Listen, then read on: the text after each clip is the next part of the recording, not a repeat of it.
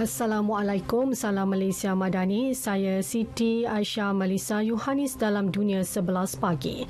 Berita radio bervisual bersiaran serentak di platform media sosial, saluran TV dan radio.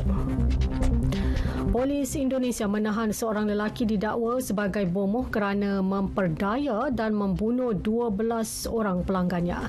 Selamat Tohari, 45 tahun, didakwa meyakinkan pelanggan bahawa dia mampu menggandakan wang menggunakan ilmu hitam.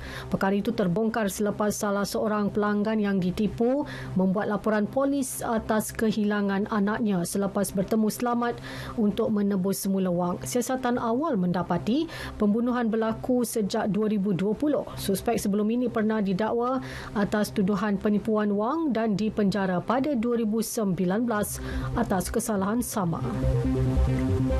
Taiwan akan terus menjalin hubungan dengan global biarpun dikenakan pelbagai tekanan oleh China. Perkara itu ditegaskan Presiden Tsai Ing-wen sejurus pulang daripada lawatan ke Amerika Syarikat dan Amerika Tengah.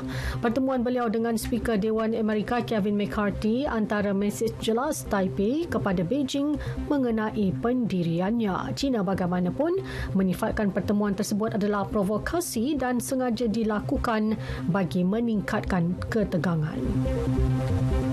China dalam pada itu akan mengadakan latihan ketenteraan selama 3 hari di Selat Taiwan. Pegawai tertinggi Tentera Pembebasan Rakyat memaklumkan latihan United Sharp Sword itu akan berlangsung 8 hingga 10 April. Ia sebagai persediaan pertempuran dalam Angkatan Bersenjata negara tersebut. Kolonel Kanan Shi berkata latihan melibatkan rondaan di utara dan selatan Taiwan menerusi perairan selat, laut dan udara. Lokasi sebenar latihan tidak dinyatakan. Langkah itu diambil Beijing sebagai tindak balas pertemuan Presiden Taiwan Tsai Ing-wen dan Speaker Dewan Rakyat Amerika Syarikat Kevin McCarthy di California.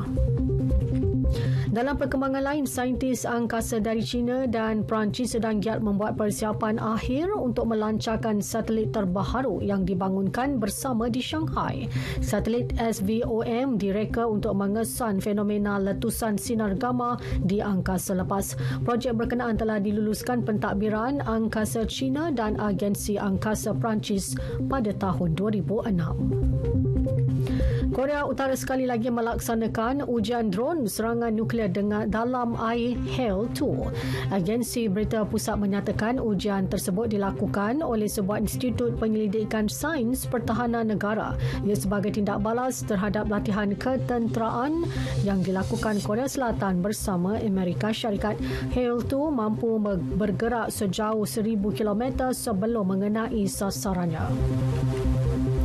India menerima kemasukan 6.19 juta pelancong asing tahun lepas. Ini berbanding 1.52 juta pada 2021. Kementerian Pelancongan memaklumkan ia merupakan tanda pemulihan selepas pandemik COVID-19. Sebelum ini, India mencatat 10.93 juta ketibaan pelancong asing pada 2019. Kerajaan Persekutuan sedang mengambil inisiatif untuk memberi rangsangan kepada sektor pelancongan demi meningkatkan ketibaan pelancong asing. Ia termasuk bantuan kewangan kepada kerajaan tempatan untuk pembangunan infrastruktur selain menyediakan talian bantuan maklumat pelancongan pelbagai bahasa untuk pelancong domestik dan asing.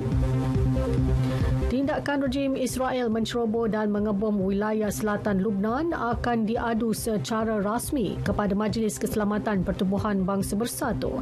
Menteri Luar Negeri dan Ekspatriat Abdullah Abu Habib menegaskan Tel Aviv telah melanggar kedaulatan Beirut. Susulan itu, misi tetap Lubnan ke PBB di New York diarah mengemukakan aduan rasmi tersebut. Abdullah turut menegaskan Israel telah melakukan pencabulan secara terang-terangan ke atas negara itu dan melanggar resolusi Majlis Keselamatan PBB 1701. Bola sepak La Liga Spanyol, Celta Vigo bangkit daripada ketinggalan untuk mengikat Sevilla 2-2. Keputusan itu menyaksikan Celta Vigo naik ke tangga ke-9, manakala Sevilla di tempat ke-13 5 mata di atas zon penyingkiran. Sekian berita yang disunting oleh Ashrik Fahmi Ahmad dari Pusat Berita RTM. Assalamualaikum, salam Malaysia Madani.